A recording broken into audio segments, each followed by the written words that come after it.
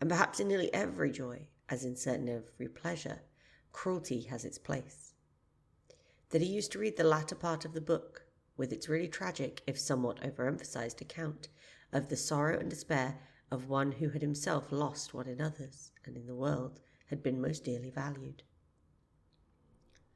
For the wonderful beauty that had so fascinated Basil Hallward, and many others besides him, seemed to never leave him.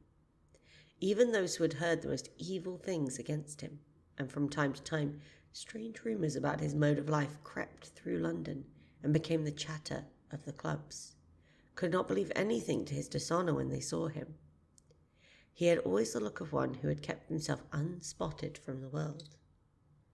Men who talked grossly became silent when Dorian Gray entered the room. There was something in the purity of his face that rebuked them. His mere presence seemed to recall to them the memory of the innocence that they had tarnished. They wondered how one so charming and graceful as he was could have escaped the stain of age that was at once sordid and sensual.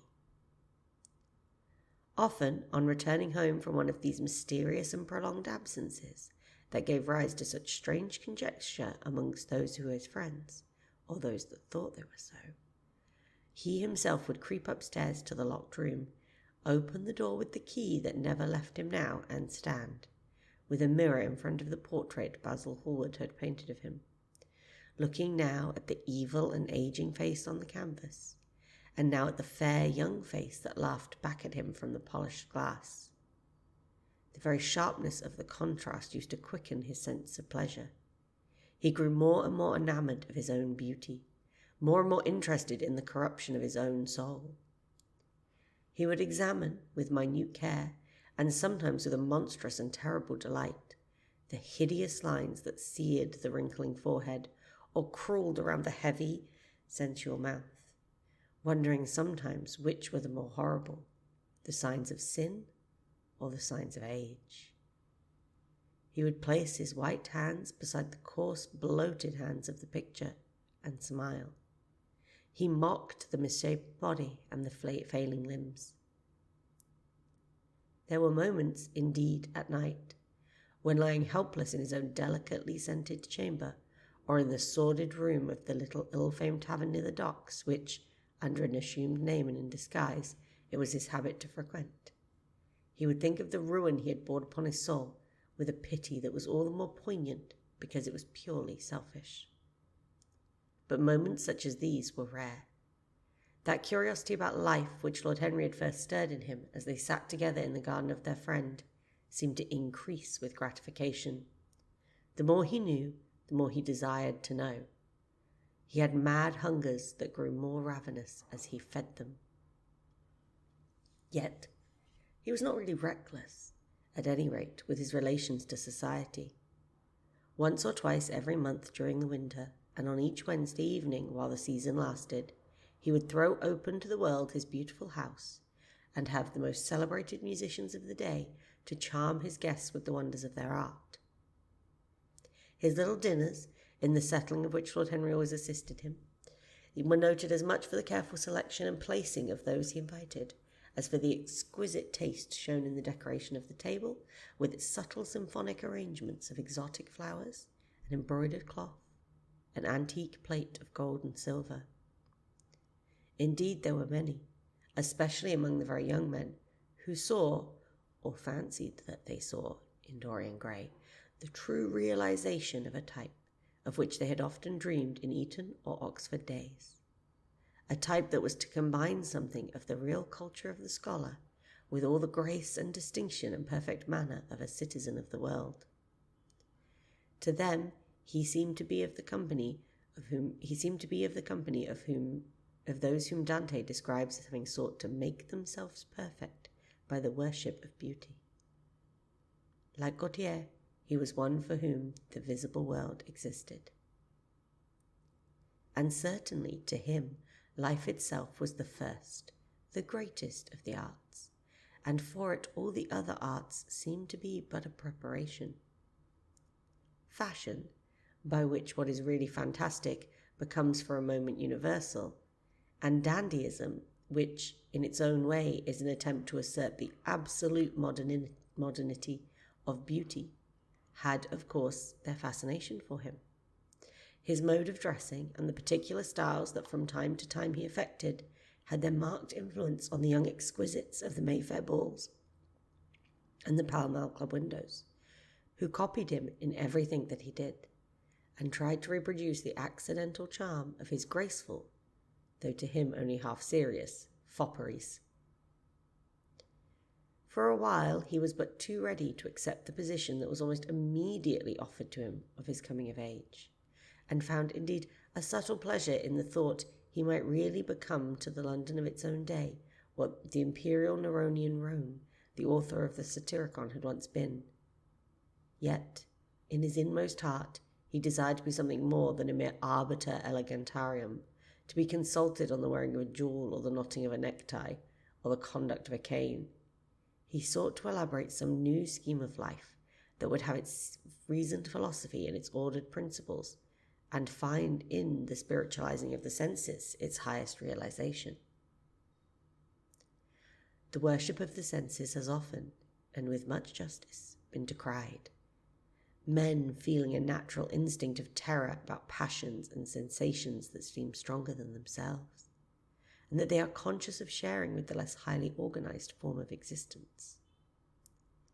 It appeared to Dorian Gray that the true nature of the senses had never been understood, and that they remained savage and animal merely because the world had sought to starve them into submission or kill them by pain, instead of aiming to make them new elements of a spirituality, of which a fine instinct for beauty was to be the dominant characteristic. As he looked back upon man moving through history, he was haunted by a feeling of loss. So much had been surrendered, and to so little purpose. There had been mad, willful rejections, monstrous forms of self-torture and self-denial, whose origin was fear, and whose result was a degradation infinitely more terrible than that fancied degradation from which in their ignorance they had sought to escape. Nature, in her wonderful irony, driving out the anchorite to feed with the wild animals of the desert, and giving to the hermit the beasts of the field as his companions. Yes, there was to be, as Lord Henry had prophesied, a new hedonism that was to recreate life and to save it from that harsh, uncomely puritanism that is having, in our own day, its curious revival. It was to have its service of intellect, certainly, yet it was never to accept any theory or system that it would involve the sacrifice of any mode of passionate experience. Its aim, indeed, was to be experience itself, and not the fruits of experience, sweet or bitter as they might be, of the asceticism that deadens the senses, as of the vulgar profligacy that dulls them. It wasn't to know nothing, but it was to teach man to concentrate himself upon the moments of life that are itself but a moment. There are few of us who have not sometimes wakened before dawn, either after one of those dreamless nights that make us most enamored of death, or one of those nights of horror and misshapen joy, when, through the chambers of the brain, sweep phantoms more terrible than reality itself, and instinct with that vivid life that lurks in all grotesques, and that lends to Gothic art its enduring vitality. This art being, one might fancy, especially the art of those whose minds have been troubled with the malady of reverie. Gradually, white fingers creep through the curtains, and they appear to tremble. In black, fantastic shapes, dumb shadows crawl into the corners of the room and crouch there. Outside, there is the stirring of the birds among the leaves, or the sound of men going forth from their work, or the sigh and sob of the wind coming down from the hills and wandering round the silent house, as though it feared to wake the sleepers, and yet must needs call forth sleep from the purple cave. Veil after veil of thin dusky gauze is lifted, and by degrees the forms and colours of things are restored to them, and we watch the dawn remaking the world in its antique pattern. The wan mirrors get back their mimic life. The flameless tapers stand where we had left them, and beside them lies the half-cut book that we had been studying, or the wired flower that we had worn at the ball, or the letter that we had been afraid to read, or that we had read too often. Nothing seems to us changed. Out of the unreal shadows of the night comes back the real life that we had known. We have to resume it where we had left off, and there steals over us a terrible sense of the necessity for the continuance of energy in the same wearisome round of stereotyped habits. Or a wild longing, it may be, that our eyelids might open some morning upon a world that had been refashioned anew in the darkness for our pleasure. A world in which things would have fresh shapes and colours and be changed, or have other secrets. A world in which the past would have little or no place, or survive at any rate, in no conscious form of obligation or regret. The remembrance even of joy having its bitterness and its memories of pleasure in their pain. It was the creation of such worlds as these that seemed to Dorian Gray to be the true object, or amongst the true objects of life. And in his search for sensations that would be at once new and delightful, and possess that element of strangeness that is so essential to romance, he would often adopt certain modes of thought that he knew to be really alien to his nature, abandon himself to their subtle influences, and then, having, as it were, caught their colour and satisfied his intellectual curiosity, leave them with that curious indifference that is not incompatible with a real ardour of temperament, and that indeed, according to certain modern psychologists, is often a condition of it. It was rumoured of him once that he was about to join the Roman Catholic communion, and certainly the Roman ritual had always had great attraction for him. The daily sacrifice, more awful really than all the sacrifices of the antique world, stirred him as much by its superb rejection of evidence of the senses as by primitive simplicity of its elements and the eternal pathos of human tragedy that it sought to symbolize. He loved to kneel down on the cold marble pavement and watch the priests in his stiff, flowered dalmatic, slowly and with white hands moving aside the veil of the tabernacle, or raising aloft the jewelled lantern-shaped monstrance with that pallid wafer that at times one would fain think it is indeed the panis celestis, the bread of angels. Or, robed in the garments of the Passion of the Christ, breaking the host into the chalice and smiting his breast for his sins. The fuming censers that the grave boys in their lace and scarlet tossed into the air like great gilt flowers had their subtle fascination for him. As he passed out, he used to look with wonder at the black confessionals and long to sit in the dim shadow of one of them and listen to men and women whispering through the worn grating the true story of their lives. But he never fell into the error of arresting his intellectual development by any formal acceptance of creed or system, or for mistaking for a house in which to live an inn that is but suitable for the sojourn of a night, or for a few hours of a night, in which there are no stars and the moon is in travail. Mysticism, with its marvellous power for making common things strange to us, and the subtle antinomianism that seemed to accompany it, moved him for a season.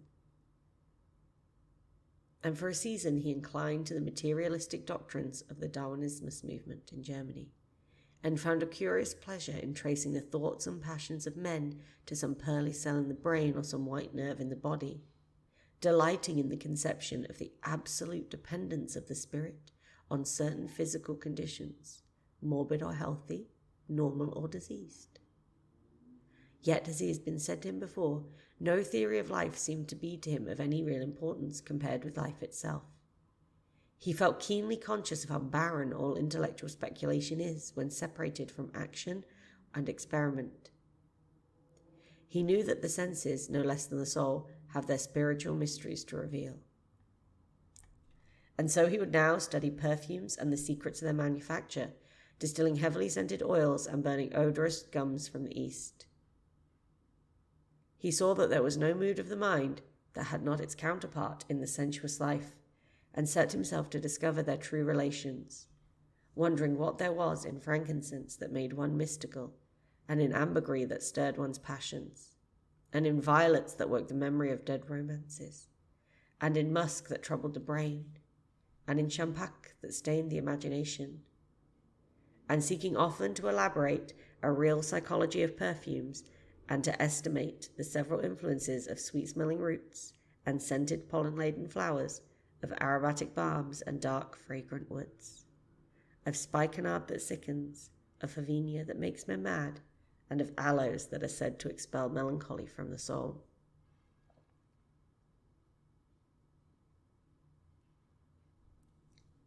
At another time he devoted himself entirely to the music, and in a long latticed room with a vermilion and gold ceiling and walls of olive green lacquer, he used to give curious concerts in which mad gypsies tore wild music from little zithers, or grave yellow-shawled Tunisians plucked at the stained strings of monstrous lutes, while grinning negroes beat monotonously upon copper drums and crouched upon scarlet mats.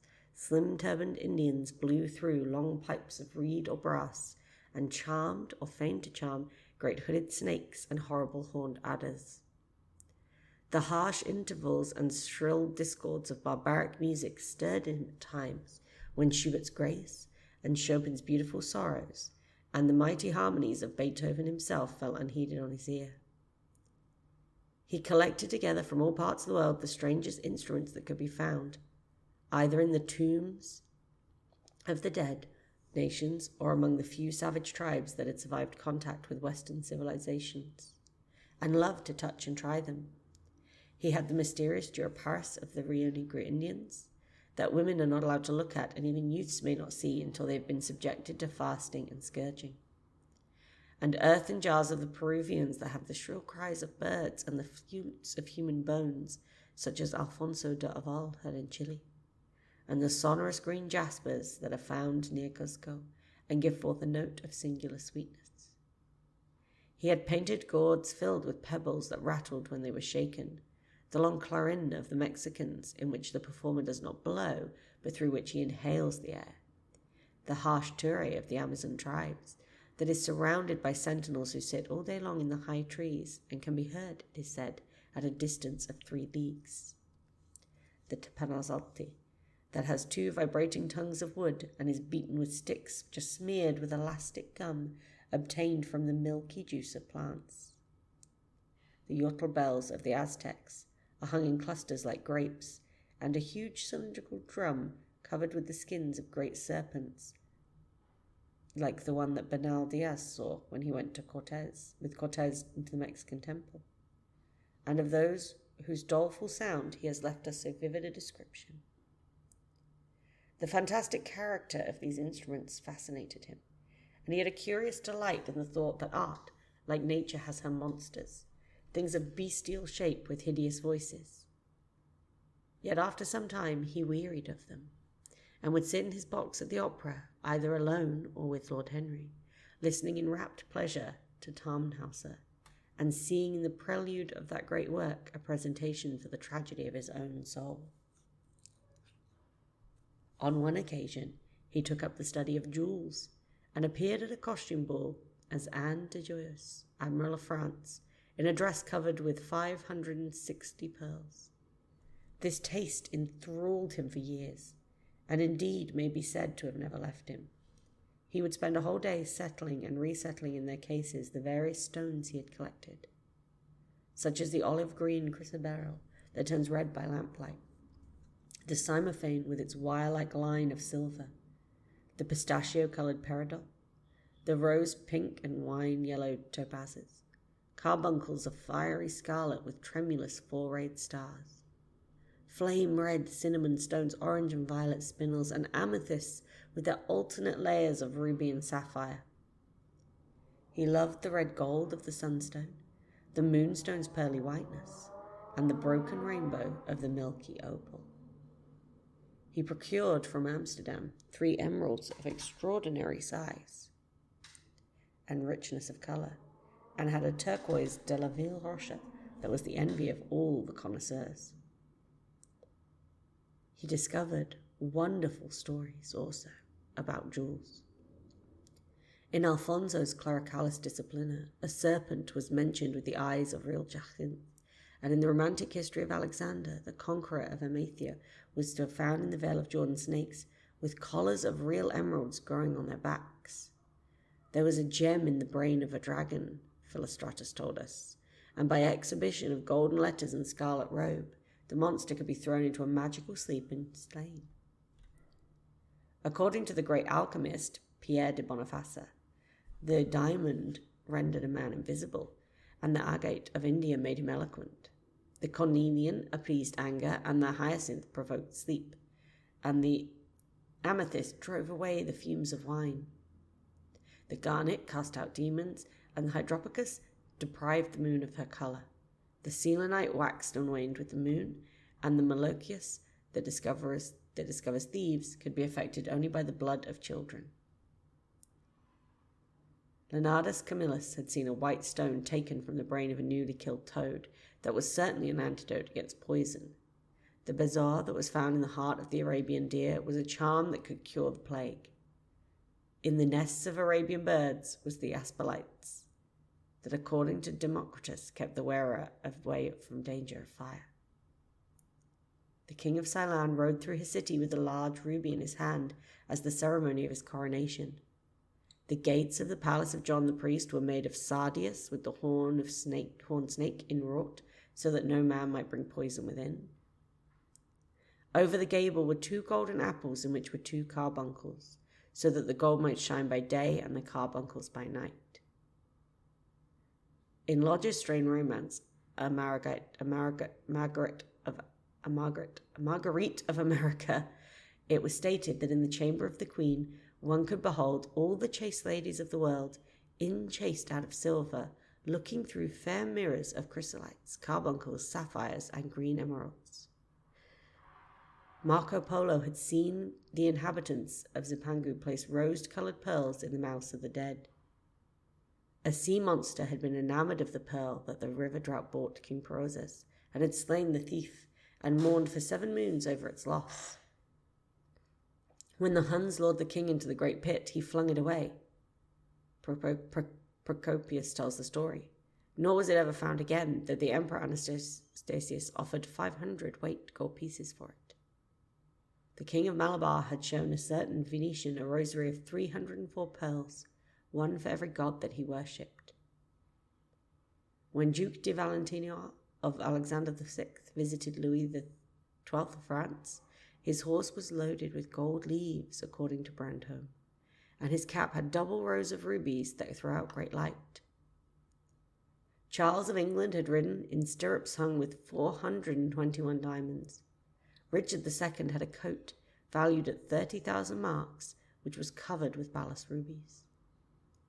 Hall described Henry VIII on his way to the Tower previous to his coronation as wearing a jacket of raised gold, the placard embroidered with diamonds and other rich stones, and a great borderike around his neck of large balasses. The favourites of James I wore earrings of emeralds set in gold filigrane. Edward II gave to Piers Graveston a suit of red gold armour studded with jacinths, a collar of gold roses set with turquoise stones, and a skull cap parsemé with pearls. Henry II wore jewelled gloves reaching to the elbow, and had a hawk glove sewn with 12 rubies and 52 great orients. The ducal hat of Charles the Rash, the last Duke of Burgundy of his race, was hung with pear-shaped pearls and studded with sapphires. How exquisite life had once been, how gorgeous its pomp and decoration. Even to read the luxury of the dead was wonderful.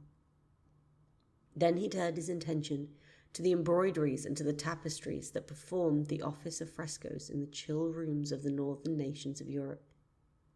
As he investigated the subject, and he always had an extraordinary faculty of becoming absolutely absorbed for the moment in whatever he took up, he was almost saddened by the reflection of the ruin that time brought on beautiful and wonderful things. He, at any rate, had escaped that. Summer followed summer, and the yellow jonquils boomed and died many times. The nights of horror repeated the story of their shame, but he was unchanged. No winter marred his face or stained his flower-like bloom. How different it was with material things. Where had they passed to? Where was the great crocus-coloured robe on which the gods fought against the giants that had been worked by brown girls for the pleasure of Athena? Where the huge velarium that Nero had stretched across the Colosseum at Rome, the Titan sail of purple on which was represented the starry sky, and Apollo drawing a chariot drawn by white gilt-reined steeds?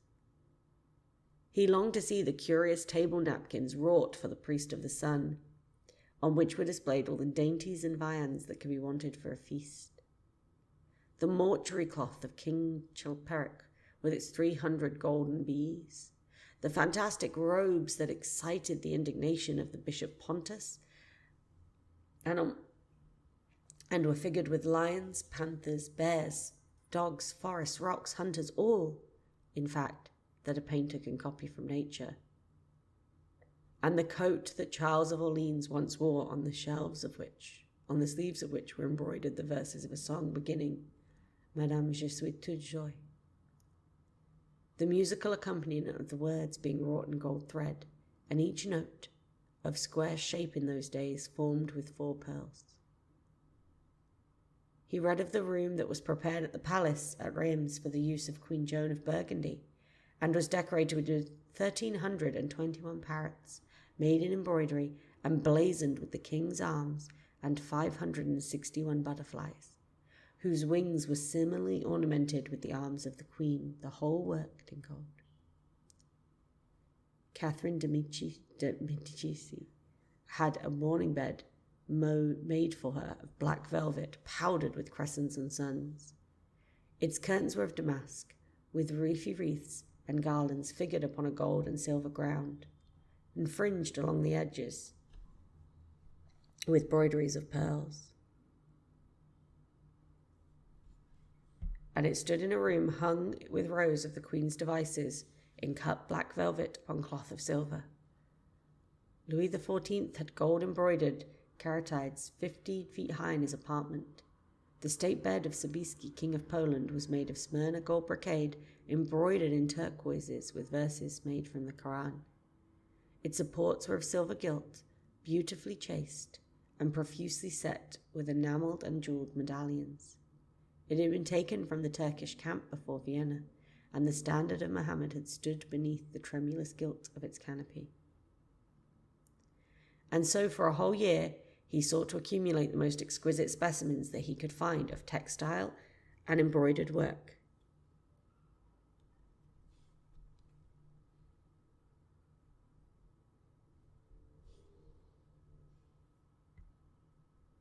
Getting the dainty Delhi muslins, finely wrought with gold-threaded palmates and stitched over with iridescent beetles' wings.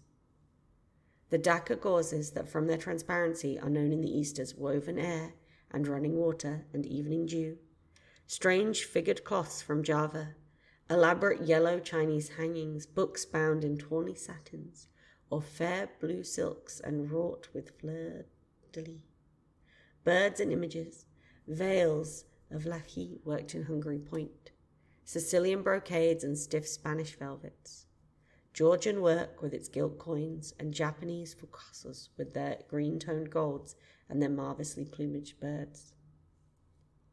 He had a special passion also for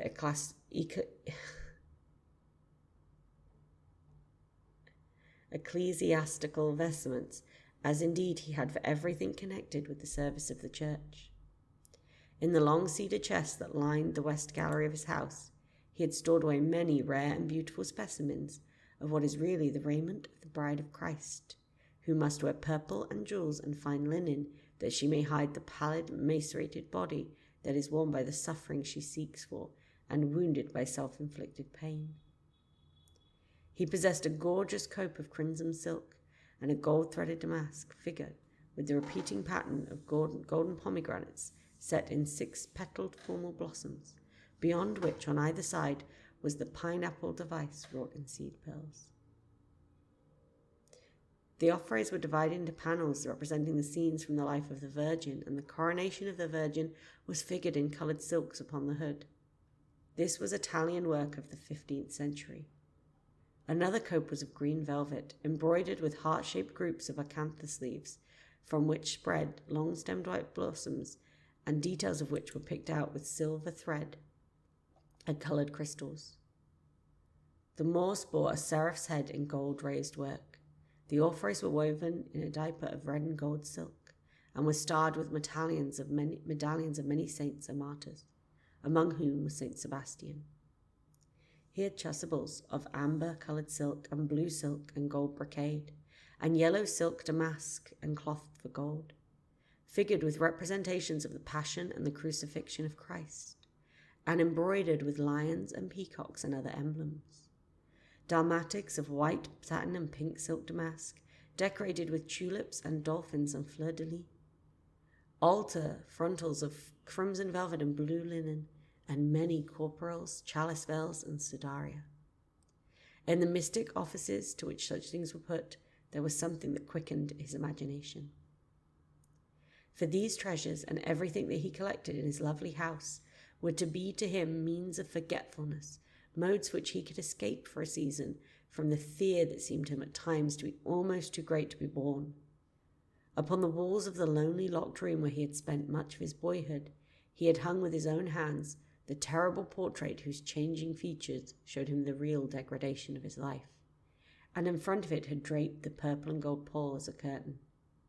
For weeks he would not go there, wouldn't forget the hideous painted thing, and get back his light heart, his wonderful joyousness, his passionate absorption in mere existence. Then suddenly, some night he would creep out of the house, go down to the dreadful places near Bluegate Fields, and stay there, day after day, until he was driven away. On his return he would sit in front of the picture, sometimes loathing it and himself, but filled at other times with that pride of individualism that is half the fascination of sin, and smiling with secret pleasure at the misshapen shadow that had to bear the burden that would have been his now. After a few years he could not endure to be long out of England, and gave up the villa that had shared at Trouville with Lord Henry, as well as the little white-walled house in Algiers, where they had more than once spent the winter. He hated to be separated from the picture that was part of his life, and was also afraid that during his absence someone might gain access to the room, in spite of the elaborate bars that he had caused to be placed on the door. He was quite conscious that this would tell them nothing. It was true the portrait still preserved, under the foulness and ugliness of the face, its marked likeness to himself, but what could they learn from that? He would laugh at anyone who tried to taunt him. He had not painted it. What was it to him how vile and full of shame it looked? Even if he told them, would they believe it? Yet he was afraid. Sometimes when he was down in his grey house in Nottinghamshire, entertaining the fashionable young men of his own rank, who were his chief companions, and astounding the country by the wanton luxury and gorgeous splendour of his mode of life, he would suddenly leave his guests and rush back to town to see that the door had not been tampered with and that the picture was still there. What if it should be stolen? The mere thought made him cold with horror. Surely the world would know his secret then. Perhaps the world already suspected it. For a while he fascinated many. There were not few who distrusted him. He was very nearly blackballed at a West End club, of which his birth and social position fully entitled him to become a member, and it was said that on one occasion, when he was brought by a friend to the smoking room of the Churchill, the Duke of Berwick and another gentleman got up in a marked manner and went out. Curious stories became current about him after he passed his 25th year. It was rumoured that he had been seen brawling with foreign sailors in a low den in the distant parts of Whitechapel, and that he consorted with thieves and coiners and knew the mysteries of their trade. His extraordinary absences became notorious, and when he used to reappear again in society, men would whisper to each other in corners, or pass him with a sneer, or look at him with cold, searching eyes, as though they were determined to discover his secret. Of such insolences and attempted slight, he of course took no notice, and in the opinion of most people, his frank, debonair manner, his charming boyish smile, and his infinite grace of that wonderful youth that never seemed to leave him, were them in itself sufficient answer to the calumnies, or so they termed them, that were circled about him. It was remarked, however, that some of those who had been most intimate with him appeared after a time to shun him. Women who had wildly adored him for his sake, had braved all social censure and set convention at defiance, were seen to grow pallid with shame or horror if Dorian Gray entered the room. Yet those whispered scandals only increased in the eyes of many his strange and dangerous charm. His great wealth was a certain element of security. Society, civilized society at least, is never very ready to believe anything to the detriment of those who are both rich and fascinating. It feels instinctively that manners are of more importance than morals, and in his opinion, the highest respectability is of much less value than the possession of a good chef. And after all, it is very poor consolation to be told that the man who has given one bad dinner or poor wine is irreproachable in his private life. Even the cardinal virtues cannot atone for half-cold entrees, as Lord Henry remarked once in a discussion on the subject. And there is possibly a good deal to be said for this view. For the canons of good society are, or should be, the same as the canons of art. Form is absolutely essential to it. It should have the dignity of a ceremony, as well as its unreality, and should combine the insincere character of a romantic play with the wit and beauty that make plays so delightful to us. Is insincerity a terrible thing? I think not. It is merely a method by which we can multiply our personalities. Such, at any rate, was Dorian Gray's opinion. He used to wonder at the shallow psychology of those who conceive the ego in man as a simple, permanent, reliable, and of one essence. To him, man was a being with a myriad lives and myriad sensations, a complex, multiform creature that bore within itself strange legacies of thought and passion, and whose very flesh was tainted with the monstrous maladies of the dead. He loved to stroll through the gaunt, cold picture gallery of his country house and look at the various portraits of those whose blood flowed in his veins. Here was Philip Herbert, described by Francis Osborne in his Memories of the Reigns of Queen Elizabeth and King James as the one who caressed the court for his handsome face, which kept him not long company. Was it young Herbert's life he sometimes led? Had some strange poisonous germ crept from his body till it had reached his own? Was it some dim sense of that ruined grace that made him so suddenly and almost without cause give utterance in Basil Hallward's studio to the mad prayer that had so changed his life? Here, in gold-embroidered red doublet, jewelled sugar-coat and gilt-edged ruff and wristbands, stood Sir Anthony Sherard, with his silver and black armour piled at his feet. What had this man's legacy been? Had the lover of Giovanna of Naples bequeathed him some inheritance of sin and shame? Were his own actions merely the dreams that a dead man had not dared realize? Here, from the fading canvas, smiled Lady Elizabeth Devereux, in her gauze hood, pearl stomacher, and pink sash sleeves. A flower was in her right hand, and her left clasped an enamelled collar of white and damask roses. On a table by her side lay a mandolin and an apple. They were large green rosettes upon her little pointed shoes. He knew her life, and her strange stories that were told about her lovers. Had he something of her temperament in him? These oval, heavy-lidded eyes seemed to look curiously at him.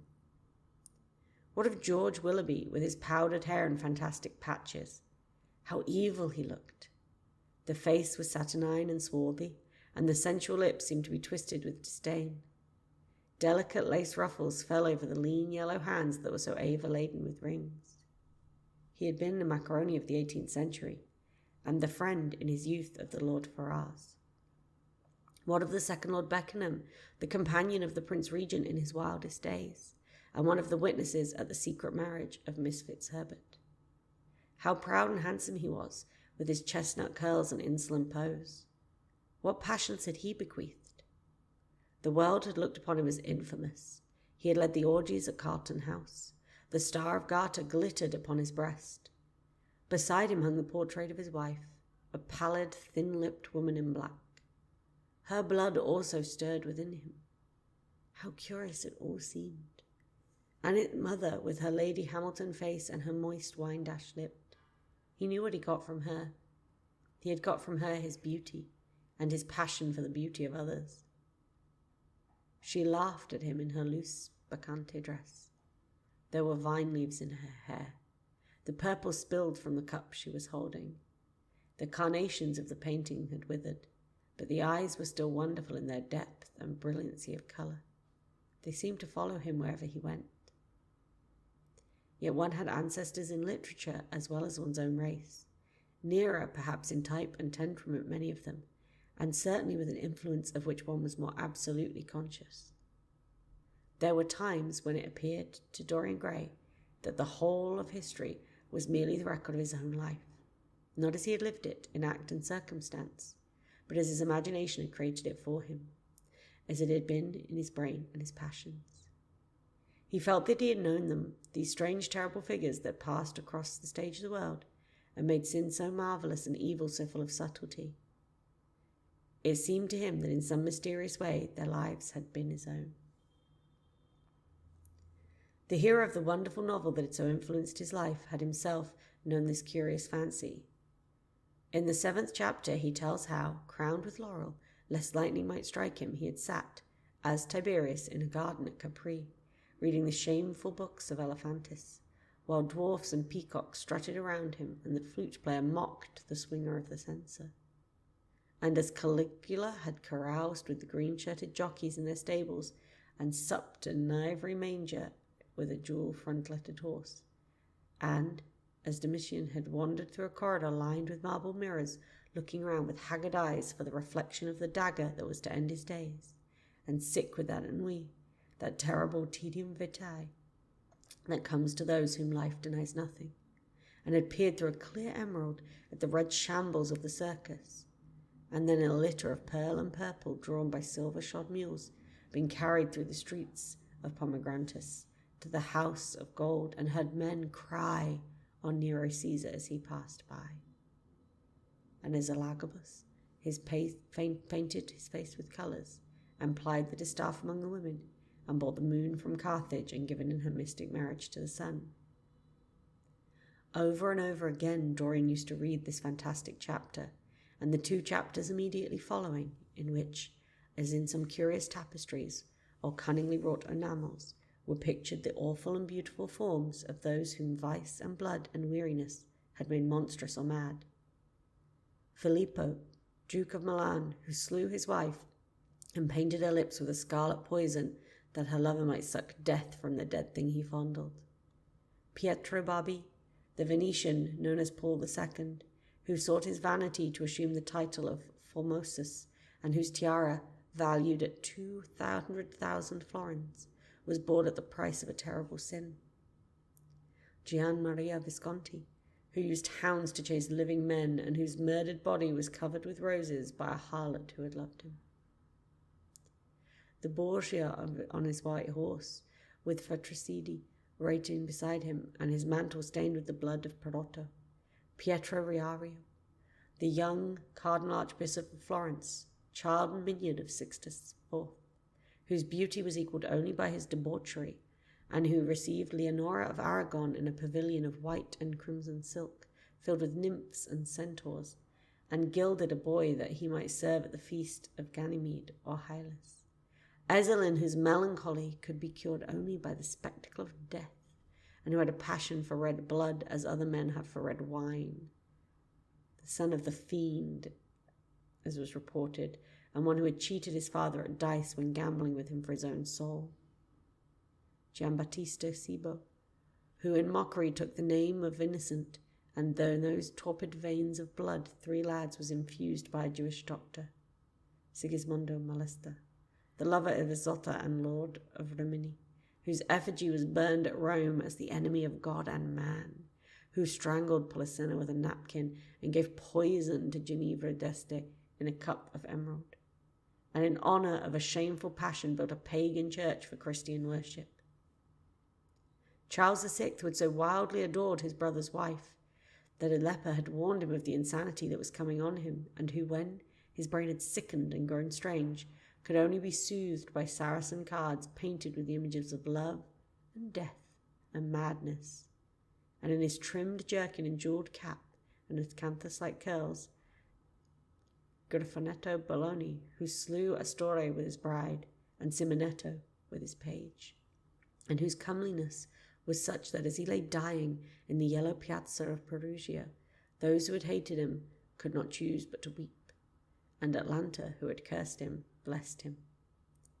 There was horrible fascination in them all. He saw them at night, and they troubled his imagination in the day.